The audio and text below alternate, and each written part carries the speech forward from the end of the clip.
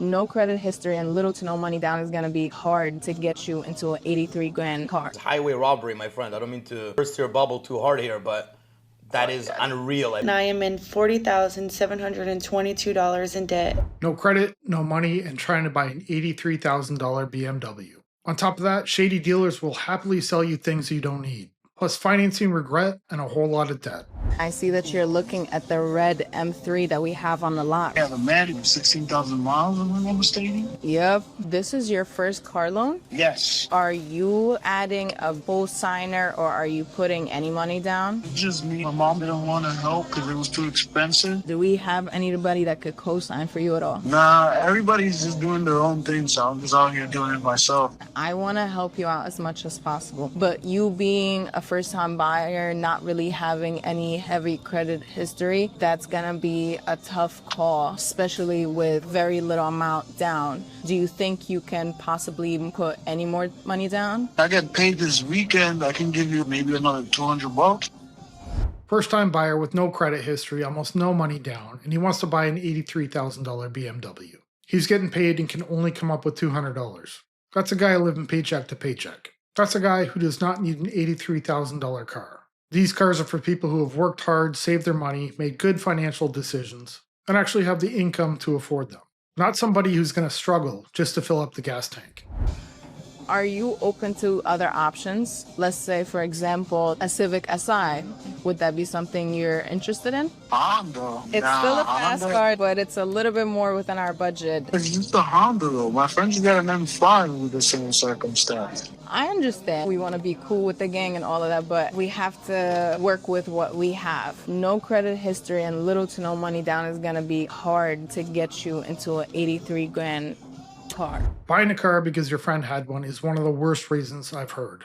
But we know many people do that, whether it's friends, neighbors, or even strangers to impress. You might be spending money to keep up with someone that can't even pay their bills. Cars should fit your budget, not your friend's expectations. And especially at a young age, friends come and go. That friend might be gone and you've still got that loan. Even if I give you more money on Friday, the $200, It's still a very tough call to make. but there's a place in Long Island that said that they could do it. There's a lot of things you can do, and I want to be realistic with you. I want to put you into something that still has the things you're looking for, but a little bit more affordable. Now, if you were talking about an SI, and I don't mean to keep pushing it, but that's more doable. I don't know. I think I might just have to think about it then because I really don't want an SI. All right, let me see what I could do on my end, and we'll stay in contact. If you can only come up with a couple $100s for a down payment, you shouldn't be buying a car. If $200 is the only room you have, the payments are going to bury you. At that point, the smartest move is not picking a cheaper car, it's not buying one at all. I think a lot of people in these clips, they see that they have a couple $100s left over after they pay their bills, so they see it as money to spend. They think they can afford it. A couple $100s left over should be a warning sign you're broke. It's a 2020 Lexus GX 460. It's got 77,000 kilometers on it. Yeah, I am probably on a negative side, 770. About 70,000? Yeah. So you bought it for 60 and now you owe 70. How does that make sense? I bought a gap insurance. How much did you pay for gap insurance? I'm just curious. About 15,000. How much? 15. It's a luxury vehicle, and that's what they told me. I have to be included. They forced you to buy it. Yeah. A should be shut down and closed for business if they sold you a gap insurance for $15,000. That is unreal. I'm telling you, bro. Like and you're going back to them? I wanted to. Why would you go back to them if they took advantage of you? Gap insurance does not cost $15,000. I don't even think it's legal for them to sell it for you that high. I agree. You should never even come close to them. These shady car dealers, they don't care about your budget, they care about your signature. They'll smile, nod, sell you things you don't need, all while pretending to help you. If you're not careful, you'll walk in for a car and walk out with a payment you can't afford, or in this case, $15,000 gap insurance. No way. Yeah. It's highway robbery, my friend. I don't mean to burst your bubble too hard here, but that is unreal. I've been in the business for almost 2 decades, and I never in my life sold a gap insurance even close to anything near that. Not even a third of that, let alone 15 grand. When I Googled it, gap insurance, I realized that why did I have to pay that much? You didn't have to buy it, period. They can't force you to buy gap insurance. That's right. So they should be out of business. So I figured I paid already a year. One of the biggest dealers in Canada. And now the last time I checked the balance was last year was 70. So I'm figuring it out that I just paid interest. You know what I mean? That's why I said I probably owe 70. We probably have to cut a check for like 7-8 grand. The buyer didn't do his homework. I'm sure part of that comes from the rush of getting a new vehicle. When you're caught up in that moment, it's easy to miss the details. But an extra $15,000, I can't believe anyone would sign that. That's something I would absolutely fight, even if he signed it and should have known better. At that point, the dealer is taking advantage of the buyer. A dealer like that should not be in business. If you don't push back, they'll keep doing it to the next person. People come into the dealership every day crying about these 6% auto loan rates. Meanwhile, they're 120 grand in student loan debt at 9% compounding interest, another 20 grand on credit cards at 25% interest. I know you're not paying that statement balance off every month like you told yourself you were going to do when you opened that credit card and maxed it out in the first place. I come from a place where most people are just grateful to get approved on a new car in the first place. So to be honest, anything under 10% really ain't that bad. Some people are worried about saving a few percent on a vehicle, while hundreds of dollars of interest bleed out of their account every single month. Some obsess over a tiny little difference on a car loan, but ignore the massive student loans and credit card balances that are draining them. If you have that debt, you don't win financially by saving a few percent on a car loan. Clean up the high interest stuff first, because that's what's crushing your budget. Until you deal with that, a car loan would be the least of your problems. I regret getting a car note. And it's not even because I might not have the money to pay my payment or something like that. I really just regret getting one because it's just very inconvenient and it be in the way. Like, it's just really an unnecessary bill. And it really showed me that when you get a car note, it's because you want something nice and you can't afford it, and you know, leasing and credit and stuff like that, it makes a way so you can get things that you want that you can't afford. But financing is just a way to get something today that you can't afford. You're only pretending you can.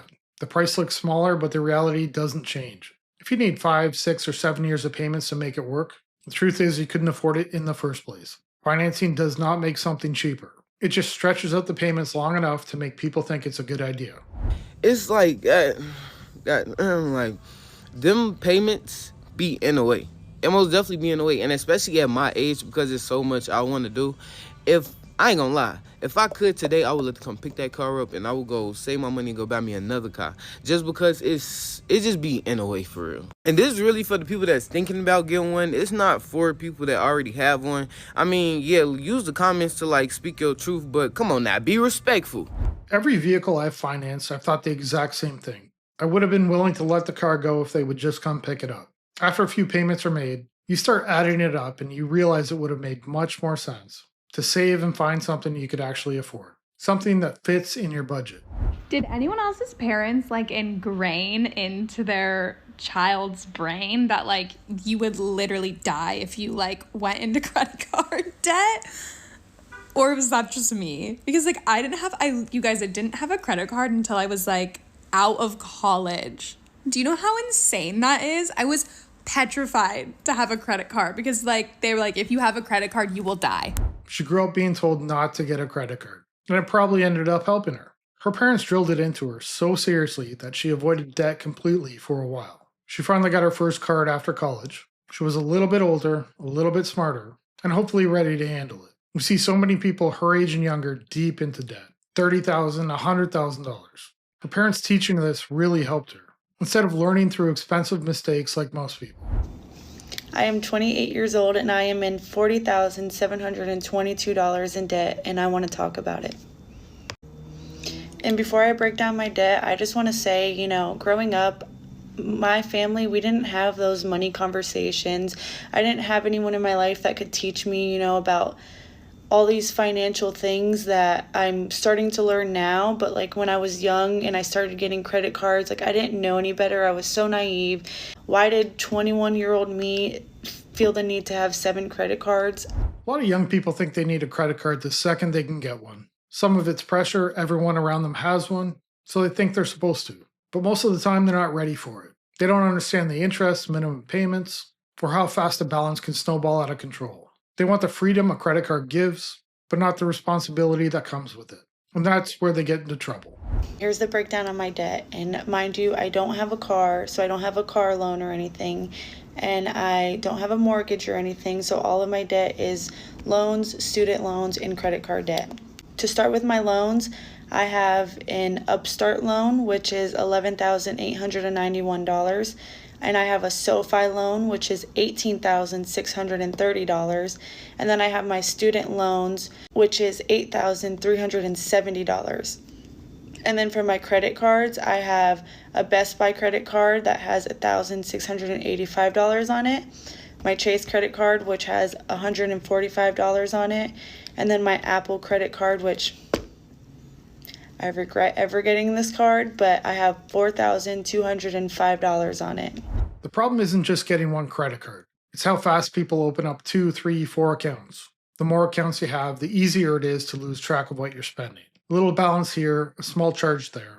And suddenly you're staring at a pile of bills you never planned for. Debt doesn't hit all at once. It sneaks up through a bunch of small accounts you thought you could manage. All right, so how did we get here? How did I let this happen?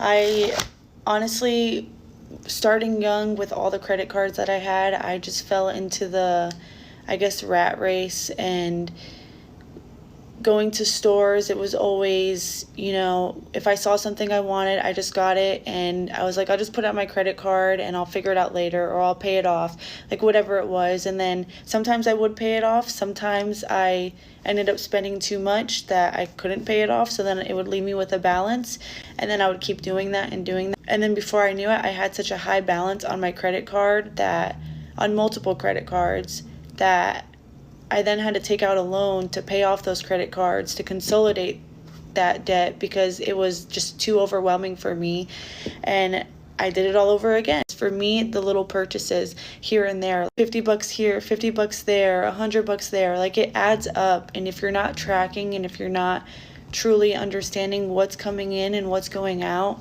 you kind of just get lost and you don't even realize, and before you know it, you're in a situation where you don't even understand how you got there. A consolidation loan only works if you change the habits that got you into debt in the first place. Too many people roll their balances all into one loan. They feel the relief of a smaller payment, and then jump right back into using the credit cards they just paid off. 6 months later, the loan balance is there, and the credit cards are maxed out again. You cannot borrow your way out of a spending problem. Until the behavior changes, a consolidation loan is just a temporary fix, and people end up right back where they started. Gonna end the video here and ask you to hit that like and subscribe button, drop a comment below. We'll see you in the next one. Bye.